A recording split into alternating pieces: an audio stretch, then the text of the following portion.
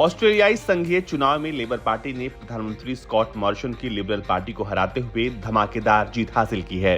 इसके बाद लेबर नेता एंथनी एल्बनीज का ऑस्ट्रेलिया का 31वां प्रधानमंत्री चुना जाना तय हो गया है। ऑस्ट्रेलिया की सत्ता में लगभग एक दशक बाद लेबर पार्टी की वापसी हुई है और इस चुनाव में लेबर पार्टी ने ऑस्ट्रेलियाई वोटरों से आर्थिक सुधार, स्वास्थ्य सेवाओं के विस्तार जैसे कई महत्वपूर्ण वादे किए हैं।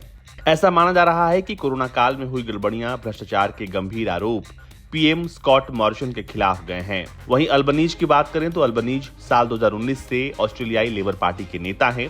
भारत में ऑस्ट्रेलिया के उच्चायुक्त बैरी ओफरेल एओ ने ट्वीट कर कहा कि ऑस्ट्रेलिया के नवनिर्वाचित प्रधानमंत्री एंथनी एल्बनीज ने 1991 और 2018 में भारत का दौरा किया। 2018 में वो भारत आए थे और तब उन्होंने संसदीय प्रतिनिधिमंडल का नेतृत्व किया था। इस दौरान उन्होंने आर्थिक रणनीतिक संबंधों को गहरा करने को लेकर प्रतिबद्धता जताई थी।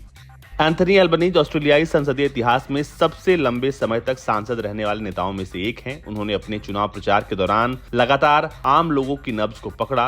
एल्बनीज ने वोटरों से नवीकरण का वादा किया है। कोरोना काल के दौरान भी एंथनी एल्बनीज लोगों के बीच सक्रिय रहे और सरकार के रवैये की आलोचना करते रहे। उन्होंने चुनाव के दौरान महामारी के समय सरकार की धीमी प्रतिक्रिया और कथित अलोकप्रियता को खूब भुनाया। उन्होंने घोटालों को लेकर भी मॉरिसन सरकार की आलोचना की। उन्होंने आरोप लगाया कि मॉरिसन सरकार के दौरान हुए घोटालों ने लोगों को त्रस्त कर दिया है। इसमें 2019-20 में लगी भीषण आग के दौरान प्रधानमंत्री की हवाई द्वीप समूह पर छुट्टियां भी शामिल हैं। अल्बनीज ने कोरोना वैक्सीन की धीमी खरीद, जीवन यापन की लागत में वृद्धि और वेतन में धीमी बढ़ोतरी को लेकर सरकार की खुलेआम आलोचना की थी। उन्होंने आरोप लगाया था कि स्कॉट मॉरिसन सरकार ने आर्थिक सुधारों को लेकर कुछ नहीं किया है। आइए अब जानते हैं कि आखिर एंथनी एल्बनीज कौन हैं। एंथनी एल्बनीज का जन्म 2 मार्च 1963 को सिडनी के डार्लिंगहर्स्ट में हुआ था।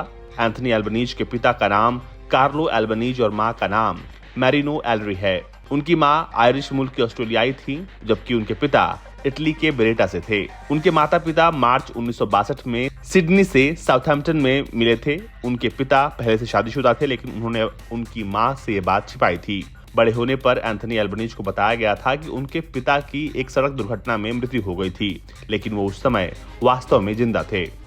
एंथनी एल्बनीज ने अर्थशास्त्र का अध्ययन करने के लिए सिडनी विश्वविद्यालय जाने से पहले सेंट मैरी कैथेड्रल कॉलेज में पढ़ाई की थी। वो एक छात्र के रूप में लेबर पार्टी में शामिल हुए थे और सांसद बनने से पहले पार्टी के एक पदाधिकारी और रिसर्च ऑफिसर के रूप में उन्होंने काम किया। एल्बनीज 1996 में न्यू साउथ वेल्स में ग्रैंडलर से चुनाव जीतकर पहली बार ऑस्ट्रेलियाई संसद की प्रतिनिधि सभा के सदस्य बने थे। उन्हें पहली बार 2001 में शैडो कैबिनेट में नियुक्त किया गया था, जहां उन्हें कई जिम्मेदारियां सौंपी गई थी। वो 2006 में मैनेजर ऑफ ऑपोजिशन बिजनेस चुने गए थे।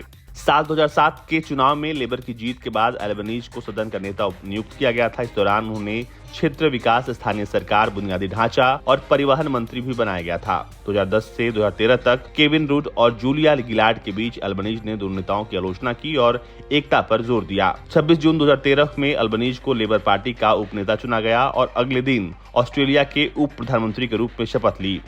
18 सितंबर 2013 के चुनाव में लेबर की हार के बाद उनकी पार्टी विपक्ष की भूमिका में आ गई। इसके बाद 30 मई 2019 को उन्हें लेबर पार्टी का 31वां लीडर बनाया गया और उसी दिन से उन्होंने विपक्ष के नेता का पद संभाल लिया और अब वो ऑस्ट्रेलिया के अगले प्रधानमंत्री बनने जा रहे हैं। ब्यूरो रिपोर्ट, भारत तक।